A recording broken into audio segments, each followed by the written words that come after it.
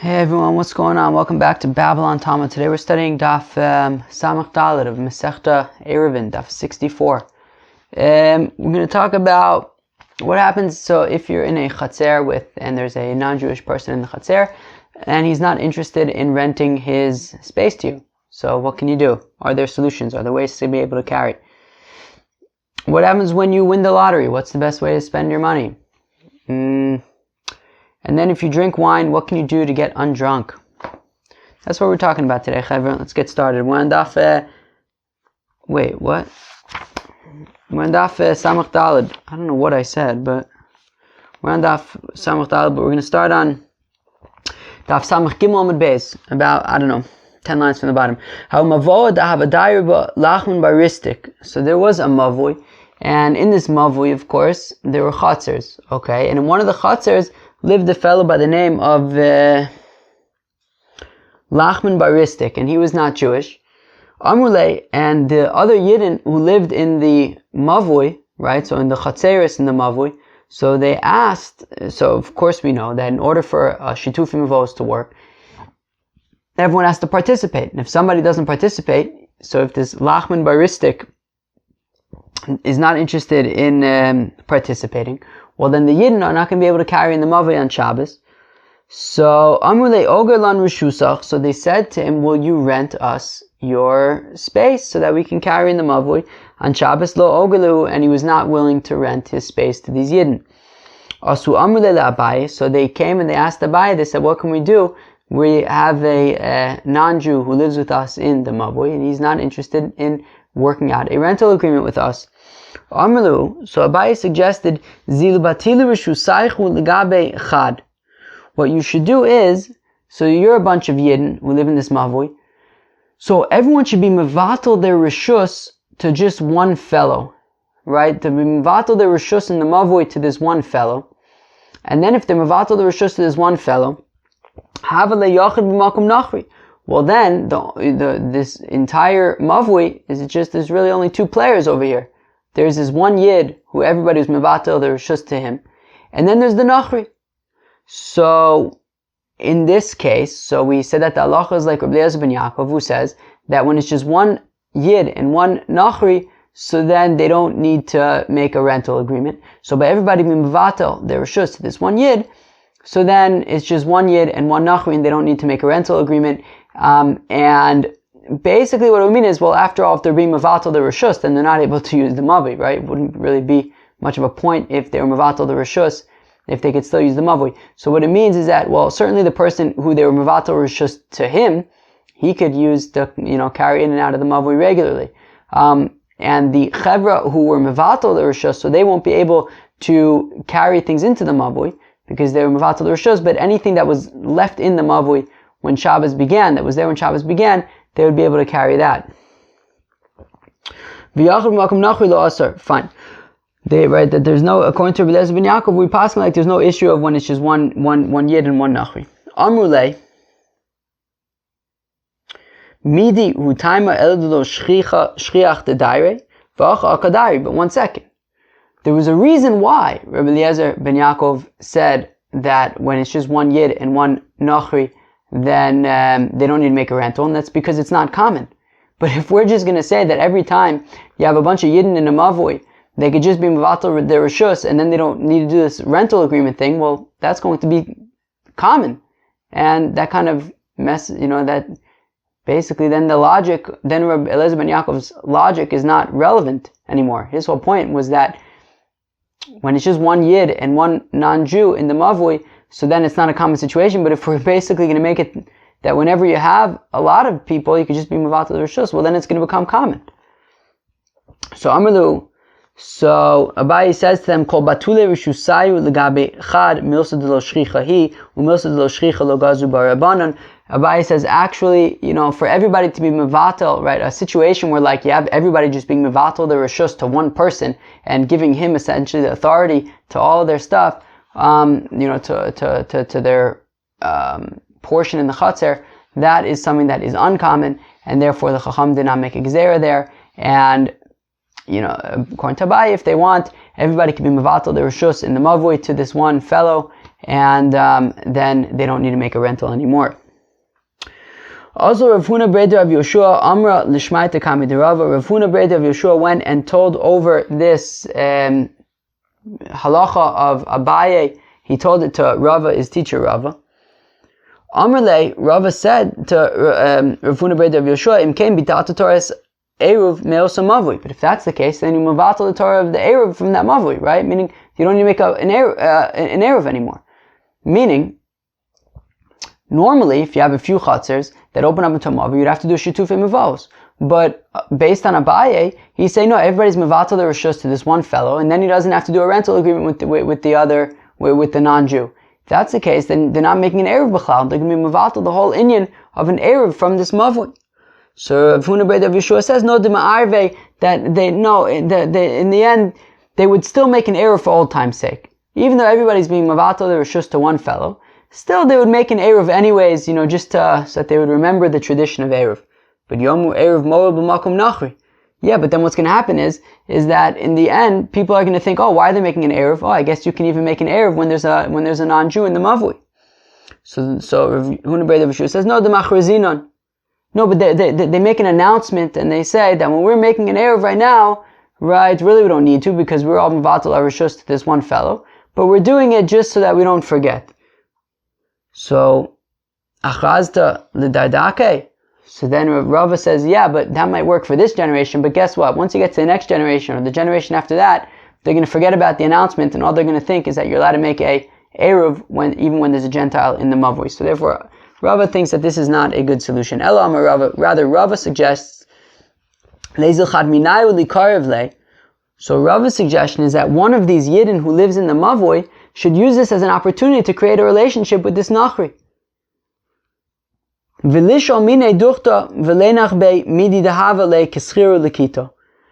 what should happen is that one of the Yidden who live in this Mavui should become friendly with the non-Jew.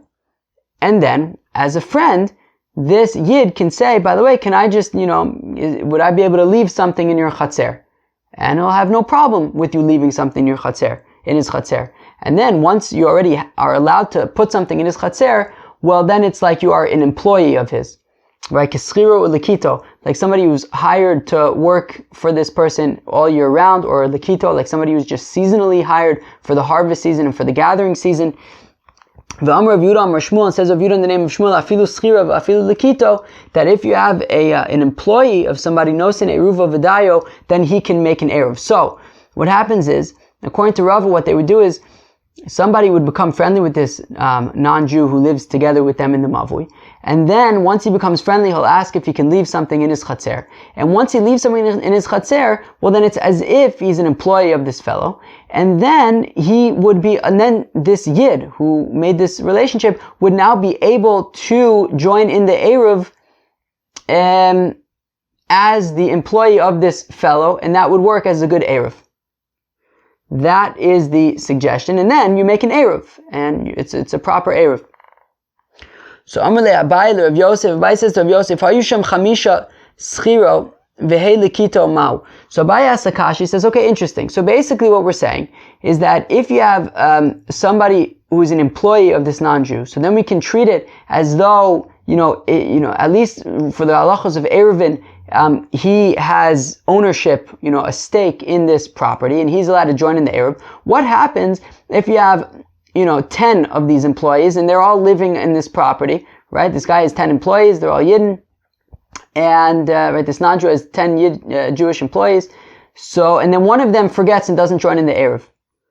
So, meaning, when we say that if you have one employee, so we're makil and we say that he could be treated as if he has a stake in the property and he could join in the Eruv.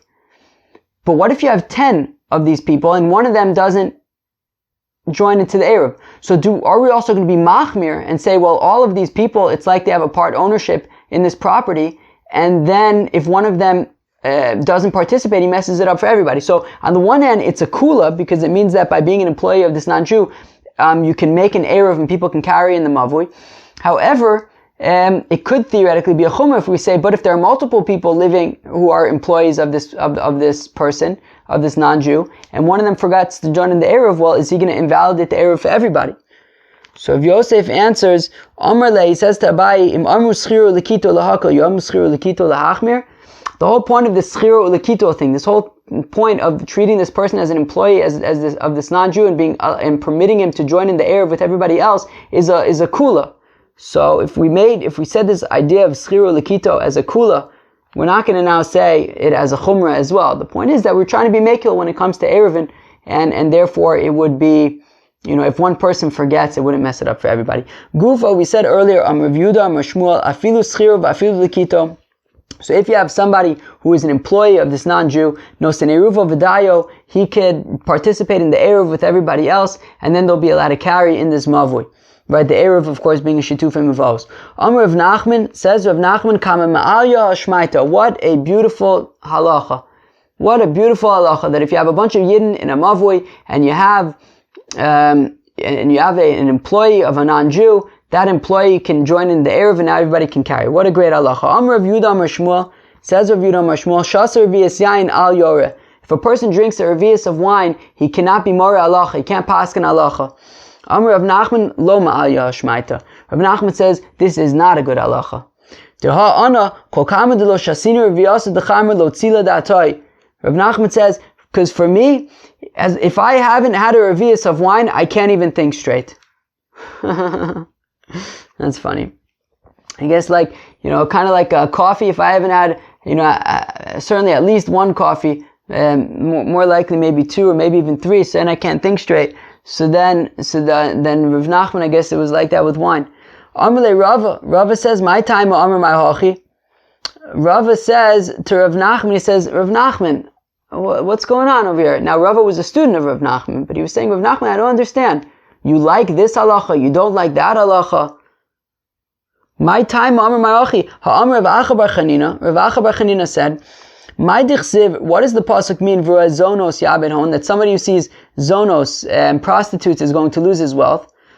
You know what zonos means? Kol ha'omer shmua zo na'eh v'zo eina na'eh me'abed hon ha'shotor. Somebody who says, oh yeah, this halacha, that's beautiful. That halacha, not so beautiful. I like this word. Oh, that's a cute word. No, I don't like that one. If you do that, so then it's roeh zonos. Right? Zo na'eh, zo eina na'eh. You're going to be ma'abed hona shatar. You're going to lose the honor of the Torah. Amr le hajibi. So Rav Nachman responds to Rava. He says, "You're right. I take it back." Amr Rabbi Rafuna says, "Rabbi Rafuna shasu al yispal v'mispal tfilas v'tfilah." Right? Somebody who is drunk, he should not. Well, somebody who has drank wine, so he should not daven. But if he davens, his tefillah is acceptable. Shikar al yispal v'mispal tfilas v'tueva. Somebody who's pasha drunk, so then he shouldn't daven. If he davens, then it's an abomination. Hechida mishasu ve'echida mishikar. Now, what's considered like drinking a little bit, meaning drinking enough that you can still pray? What's considered drinking enough that you can't pray? Rabbi Abba bar Shomani, Rav Menashe bar Yirmiyah migifti, havu kamipater me'adadi, amai bar dinar yofti. Well, Rabbi Abba bar Shomani and Rav Menashe bar Yirmiyah migifti, they were separate. They were leaving each other on a bridge of Nar Yufti. They were separating and going their separate ways. Amru kol chad minon lema milsa de lo shmiya lechavre. They said, you know what? Why don't we each, before we go, let us say a halacha, let us say something that neither one of us has heard. The Amr Mari bar Ravuna lo yipater adam mechaveru ela mitoch dvar halacha, because Mari bar Ravuna, as we saw in the Gemara in Brachas, says that a person should, when he leaves his friend, he should say a dvar halacha shemitoch kach zochro, that through this he will remember him. Okay. Pasachad v'amar, so one of them said, Heichi dami shasu v'eichi dami shikr. So what's considered drinking a little bit that you can still pray? What's considered drinking too much? Shasu kol sheyachol ledaber lifnei hamelech, shikr kol she'enu yachol ledaber lifnei hamelech. Shasu, drinking a little bit, is if you've drank enough that you could still speak before the king, so that would be, you could still pray. But if you drank enough that you cannot speak before the king, well then you shouldn't pray. The other one said, this is interesting. Somebody who's machzik b'niskei ager, what should he do so that he can keep his newfound wealth? Right? We had learned about this earlier in the second parak, right? That nichsei ager, if you have a convert, somebody who converts to Judaism, So when somebody converts to Judaism, so halachically, it's considered that he doesn't have any relatives, and therefore, if he doesn't get married, and he has no children, so then when he dies, there's basically nobody to inherit him. So basically, what the halacha is that whoever goes and makes a chazaka on his property first gets it. It's hefker. It's ownerless, and whoever makes it theirs first gets it. So basically, it's like winning the lottery. Right? So this convert passes away. The first person who gets there gets all of his property. So now he's got this wealth that he didn't earn, he didn't have to work for. He's just, all of a sudden, he's come into money. So what can he do to ensure that he's not going to just blow it and lose all of this newfound wealth? So Yikach Bain Sefer Torah. So he should spend the money, not all of the money, but he should, take part of the money and buy a Sefer Torah with it. And by investing in a Sefer Torah, it'll ensure that the rest of his this money will be spent responsibly, and he'll have it for a long time. Rav Sheshes afilu bal benichse ishto. Rav Sheshes says that this even applies to a husband with the property of his wife. I guess if his wife passes away and he inherits her. Is that what it means?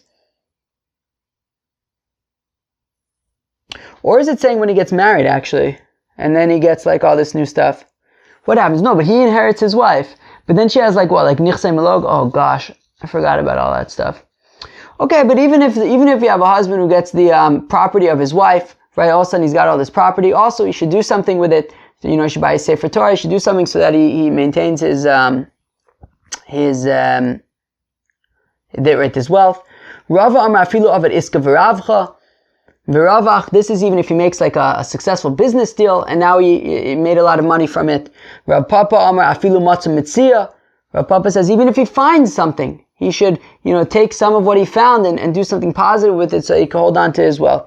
Amar Rav Nachman bar Yitzchak afilu kasav bu tefillin. Rav Nachman bar Yitzchak says even tefillin will work. You don't have to invest in an entire Sefer Torah. You can even just buy tefillin, but use something positive with that money. Where do we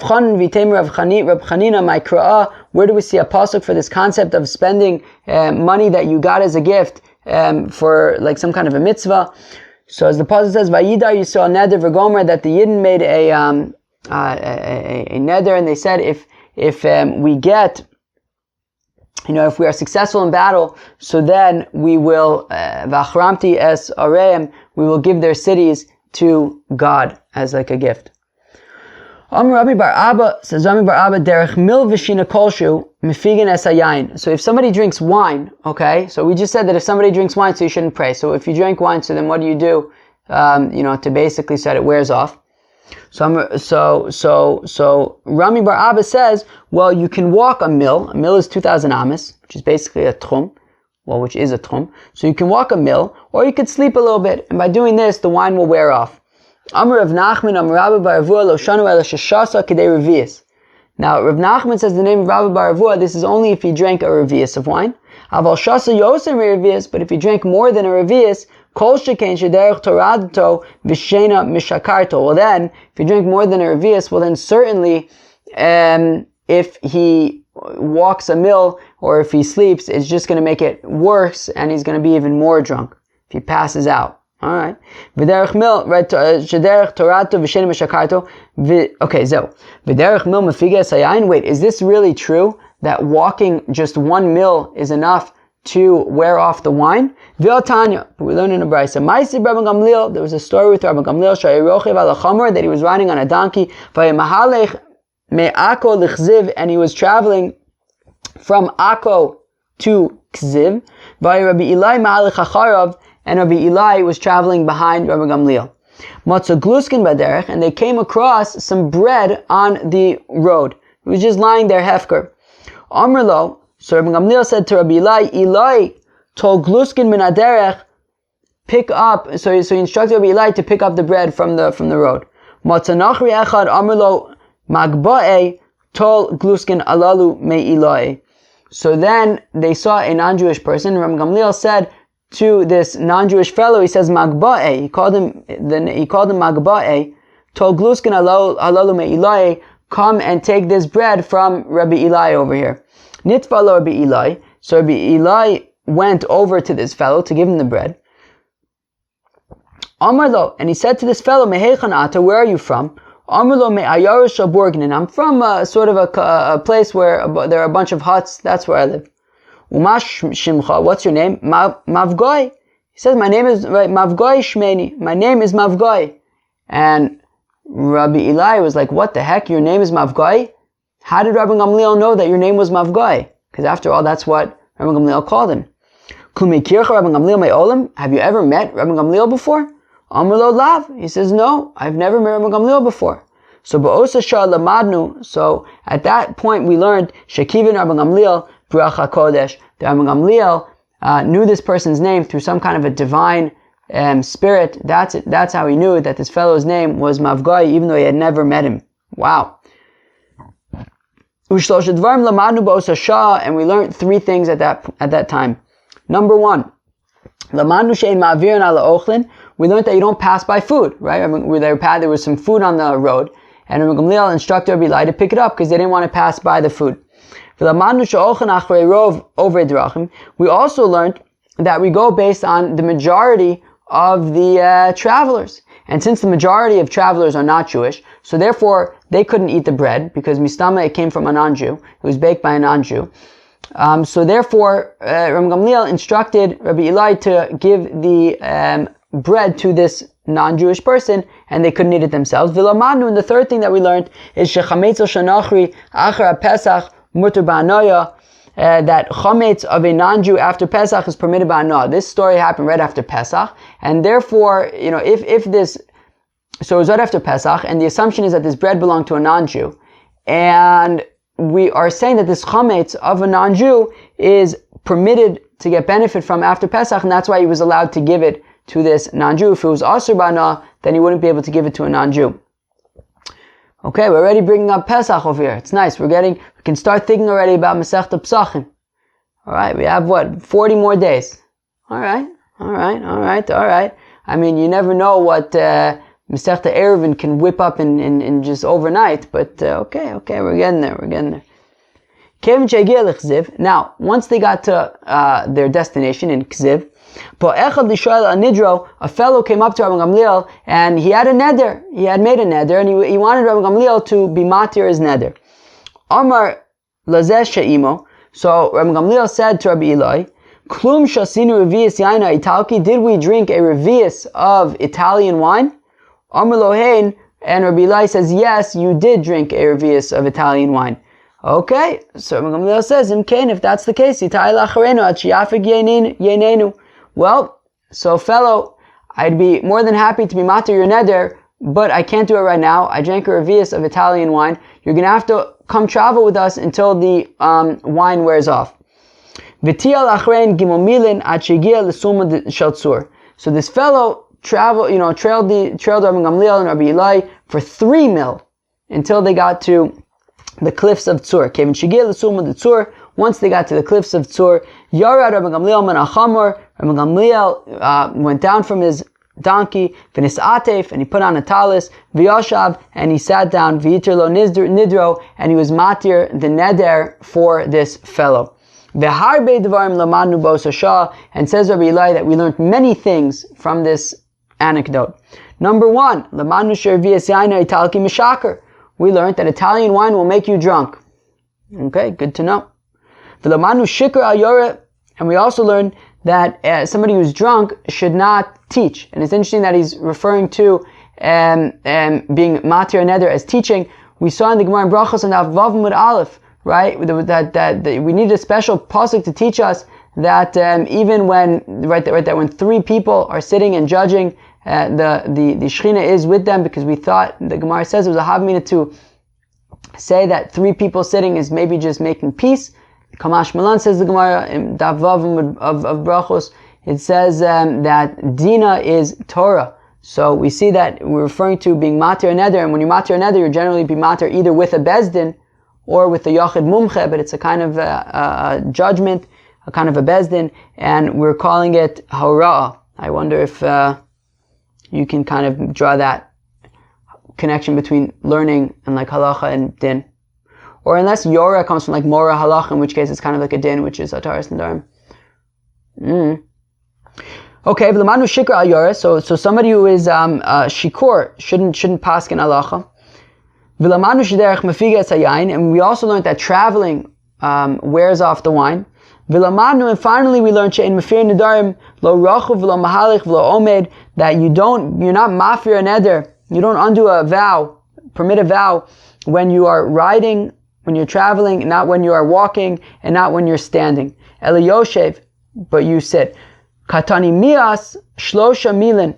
No, here's the shaila. It says that he had drank a revius of wine, and he walked 3 mil.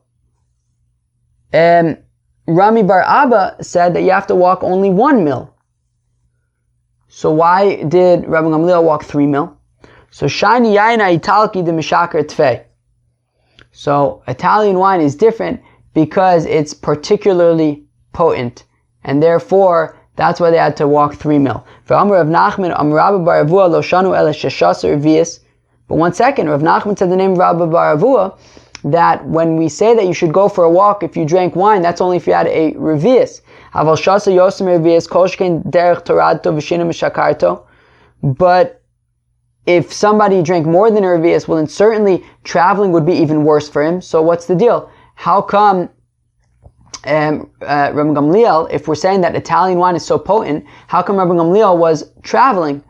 Because after all, Rav Nachman said the name of Rabbi Bar Avua, that if you drank, too much, if it's too strong, well then traveling is just going to make it worse. So Rachuv shiny. So we say that riding is different, right? So walking could be pretty bad, but if you're riding, it's not as it doesn't require as much energy to just ride on a donkey. So therefore, that was okay, and it wouldn't make it worse. Now once already we're saying that there's a difference between walking and riding. So when Rami Bar Abba said that you walk 1 mil if you had a revius of wine, and over here we're saying 3 mil, you can also say that walking would be 1 mil, but riding, 3 mil would be for riding. Okay. Now, ini ve'amr of Nachman mifir nedarim ben mahalech ben omed uvein rachuv. One second. Why did Rabbi Gamliel stop and sit down in order to be matir the neder? But didn't Rav Nachman say that you can be made for a neder whether you're walking, whether you're standing, whether you're riding? It makes no difference. So why did Rabbi Gamliel stop? So the Gemara says Tanai. It's actually machlokas Tanaim. The ikalaman de Amar poskin bacharata, v'ikalaman de Amar ain poskin bacharata. It's actually machlokas Tanaim about when So when if a person wants to be matir a neder, he made some kind of a vow or he accepted upon himself that he was not going to do something, whatever it is, accepted something upon himself, and now he wants to undo it. So he goes to let's say a mumche, an expert, and he's explaining to him the situation. So there's two possibilities. One is that the expert, the Talmud Chacham, tries to basically undo the neder.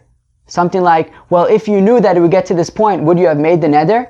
And if the person says, no, I would not have, well then there's just nothing, you don't have to permit any neder. You could say that the neder really was faulty from the beginning, in which case there's no work to do over here. The other way to do it is that, no, if somebody comes to be matir a neder, so we're matir it for him. We don't try to undo it retroactively.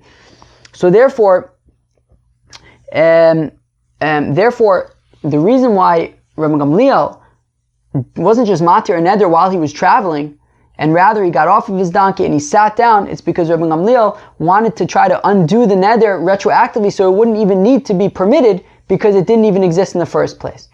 The Amr Rabbi Bar Bachana, Amr Rabbi Yochanan, it says Rabbi Bar Bachana in the name of Rabbi Yochanan, my pasach le Rabbi Gamliel lahu gavra. What did Rabbi Gamliel say to this fellow?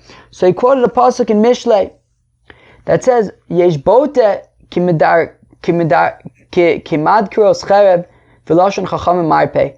There are people who make nidarim, and it's like a sword. It's like they're stabbed by a sword because they're making a neder and they're not going to follow it, and it's like they're going to be chayiv misa. So v'lashon chachamim marpeh, but the ways of chachamim are able to to heal. Anybody who makes a neder and doesn't follow through, it's befitting that that he'll be like chayiv misa and stabbed with a sword. But the Talmidei Chachamim are able to undo the neder and heal this neder. And therefore, Rabbi Gamliel tried to say to him, hey, if you knew that it would get to this point that you wouldn't be able to keep this neder, would you have made it in the first place? And he said no. Rabbi Gamliel said, okay, go home. The neder is retroactively undone, and that is why Rabbi Gamliel wanted to get down and give it proper attention. When we say that you can just keep on traveling, that would be if you weren't trying to undo anything and you just wanted to just be matir it quickly. Amr Mar, we said earlier, that we don't pass by food. Amr Yochanan Mishum Reb Shimon ben Yochai Lo Shanu Ele B'Doros HaRishonim. When we say that we don't pass by food, that was only in earlier generations. She'ein B'nos Yisrael Prutos B'Chshafim, where the Jewish girls weren't witches. Aval B'Doros HaAchronim She'B'nos Yisrael Prutos B'Chshafim. But in later generations, that now that the Jewish girls are witches, so Ma'avirin, so then we pass by the bread because we're concerned that maybe the Jewish witches they use the bread for witchcraft. Tana, we learn in the Brayso, Shleimin ma'avin psisin in ma'avirin psisin in ma'avirin. If they're whole, so then we pass by them because we don't want the spells. But if they're pieces, so then we don't pass by them. We can pick them up because they don't have any Jewish girl spells. Amrle Rav Asi le Rav Ashi. So Rav Asi said to Rav Ashi, "V'apsisin lo avdan." 1 second. What makes you think that there's no Jewish girl spells on pieces of bread? V'aksiv. But we learn in a pasuk v'atchalena osi el ami that you have been mechalel me on my nation. B'shali seorim uvsosi lechem. That on barley and also on uvsose lechem and also on pieces of bread. So we see that even the pieces of bread were all witched up. So Hasam the Shakli Bagrai. No. They weren't all spelly. They were they were just taking pieces of bread as like as like payment for stuff. Alright. That was Daf Samach Dal of Masechta Ayruvin. What do we learn? We learned about when a Gentile does not want to rent out his space to the Yidden, so then Abaye says that what they could do is everyone could just be mevatel the rishus to one fellow, and then it's like there's only this fellow who has rights to the property for all the Jewish people, and then there's the non-Jew. And we learned that one Jew and one non-Jew in a chutzner, they don't need to make a rental agreement. Rava says, yeah, but then you're basically not going to have Ayruvin in this chutzner anymore, in this mavui. So then Rava says instead one of the Yidden should become friends with the non-Jew and then ask if he could put something in the chutzner. Once he puts something in the chutzner, he becomes like his employee, and he can then be ma'arev in the mavui for this nachri. Then we talked about what do you do if you have kind of like essentially win the lottery, right? You get this, you inherit a convert who passed away. So we had different suggestions about what you can do in order to, make sure that the money's gonna stay with you. One idea is to buy a Sefer Torah. One is to spend some of the money to buy tefillin. And then we said also other situations, if you get money from your wife, or if you have a particularly successful business dealing. Then we talked about if somebody drinks wine, how can you wear off the effects of the wine? So if it's just regular wine, so if you drink a revius of this regular wine, so then go for a walk for 2,000 amas or sleep a little bit, and that'll wear it off. But if it's particularly strong wine, or if you had more than a revius of this regular wine, so then don't just walk a mil, because then it's going to make it worse. Rather, what you can do is you can ride 3 mil, and that would be okay. Chevra, that was Daf Samach Daled. Hope you enjoyed it. Peace out.